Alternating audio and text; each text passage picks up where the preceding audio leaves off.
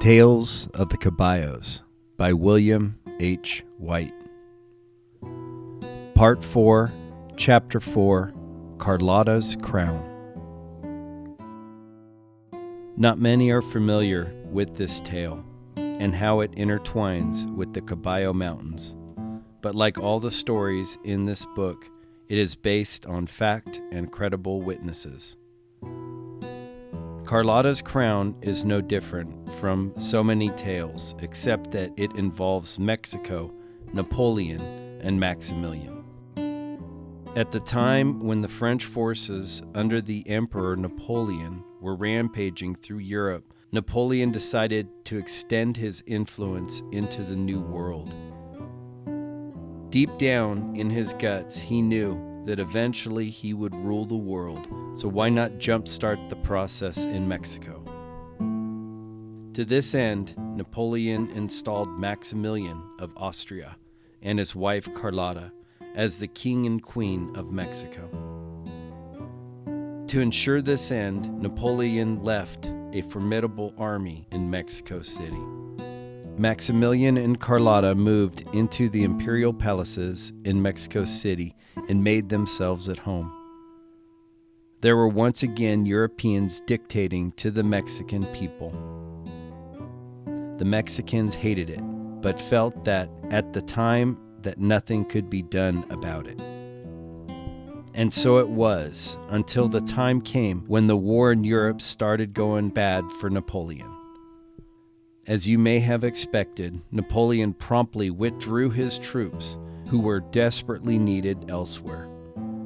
Maximilian and Carlotta would just have to fend for themselves.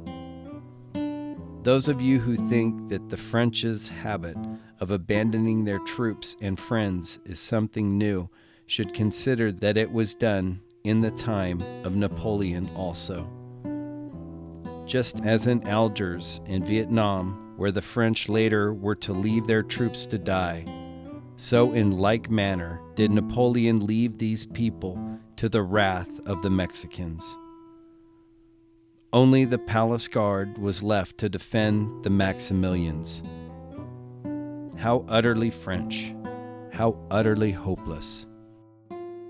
Knowing that the end was near, Maximilian quickly gathered his treasures and sent them north with Carlotta in the attempt to reach New Orleans and hopefully passage back to Austria. Maximilian himself remained behind to stall the attackers and direct the defense of the palace.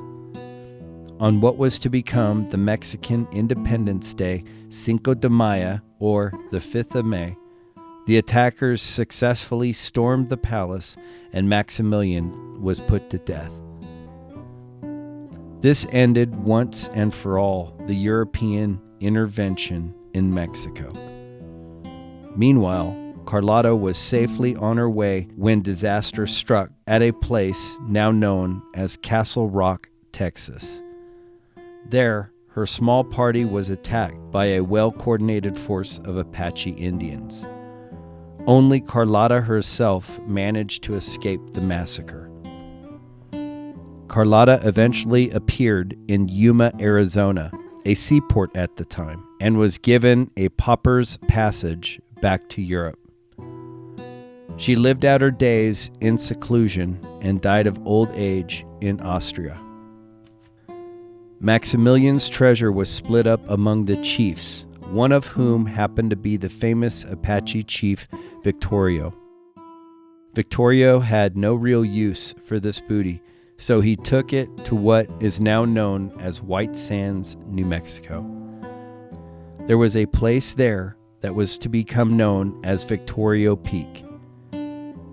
It was in the tunnels and caves beneath this mountain that Chief Victorio stashed his treasure, and among the items taken that day in Texas was Carlotta's crown.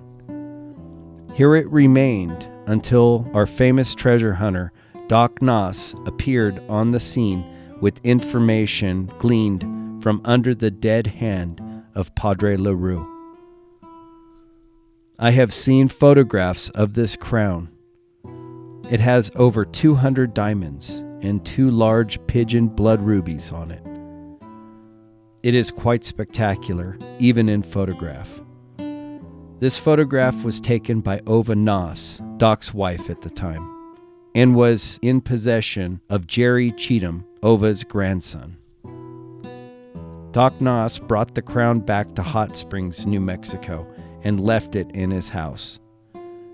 During this time, Ova cleaned the crown and eventually took it down to the local butcher shop and had it weighed on the butcher's scale. This proved to be a major mistake because when Doc Noss heard of it, he became incensed. So angry was he that he loaded up all the things the family held valuable into a metal trunk and left with them. Upon his return, he would only say that he buried the valuables in Ash Canyon. The crown has never been seen since. Many a search has been conducted in Ash Canyon that runs behind Turtleback Mountain to no avail. Personally, I have never thought the crown was there. There is another Ash Canyon in Long Bottom Canyon, and I feel that it is stashed somewhere near there.